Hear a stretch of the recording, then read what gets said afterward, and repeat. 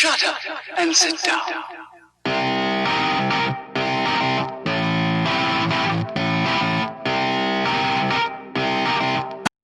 What's the story, internet? Hope everyone is having a wonderful Wednesday, at least as wonderful a Wednesday as I am, even though when you're watching this it will be Thursday, but still, I hope everyone had a wonderful Wednesday. We will get to why I had a wonderful Wednesday later on, but today we are here for part 2 of my Champions League review for this week. So I'll be going through Wednesday the 27th of October's matches. 28th of October, sorry. Yesterday was the 27th. So let's jump right into it. So we have Krasnodar 0, Chelsea 4. Quite a resounding win in Russia for the London side. Yeah, there's not a lot to say really, except that it was just a resounding win, keeps them at the top of the table. Ziyech getting his first goal, Pulisic getting on the score sheet, Timo Werner carrying on his form. Yeah, just seems like a dominant performance from Chelsea, really. So yeah, keeps them top of their table on goal difference, level on points with Sevilla. Next match, PSG versus Istanbul Başakşehir. Pretty sure I got that one. Istanbul 0, PSG 2. Never really in any doubt this one, but Moise Kean scoring 2. So good for the youngster. I know that he struggled a bit when he was at Everton, so it's good to see that he's performing while he's at PSG. Onto Fenerbahce versus Dinamo Kiev. That finished 2-2. The only excitement seems to be with the red card for Serhii Sidorchuk. Yeah, I don't think that was necessarily a shock result. Fenerbahce will be disappointed because it seems like they dominated. Possession was relatively even, but Fenerbahce looks like they had more chances to take that one. But fair result all round, probably 2-2. Wouldn't really have expected too much else. Save the next one for later because it's one of the big ones. Club Brugge 1, Lazio 1. So that's a very interesting one because Lazio, if you remember, in the last round beat Borussia Dortmund, who were obviously a very strong team.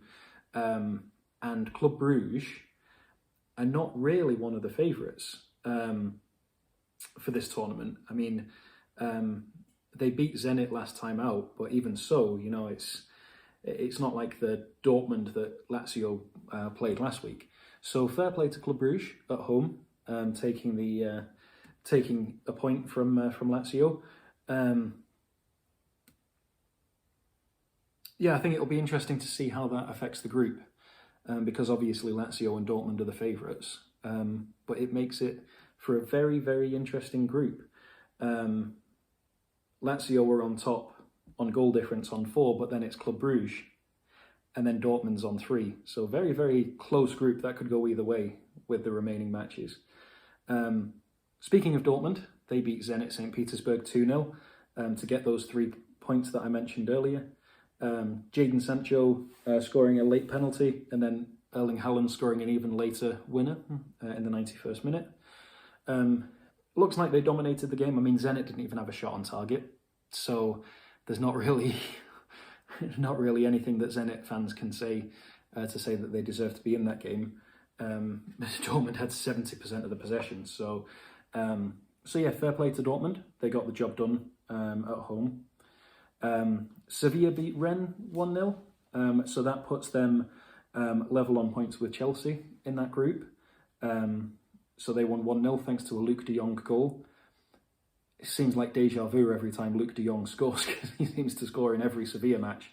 I mean, he scored against Manchester United, he scored against Bayern Munich, he always pops up in the big appearances. So, and he scored in the Europa League final. I mean, he's always there or thereabouts. 23 shots, 10 on target, 66% possession. I don't think it was really in any doubt. It's a surprise it only ended 1-0, really.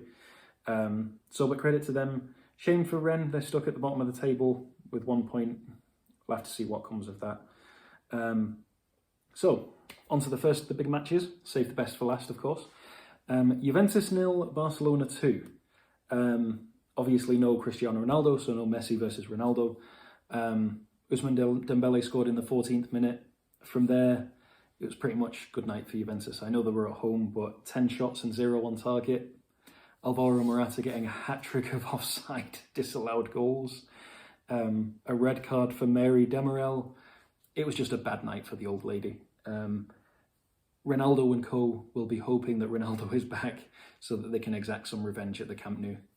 Messi scoring a late penalty in the 91st minute, so that means that the Messi fanboys will be all over the internet for the next couple of days, but that's besides the point. So that puts Barcelona top of the table with 6 points, followed by Juventus with 3, and then Dinamo Kiev and Fenerbahce sharing on as even with 1 point that they took from each other. And then into the big one.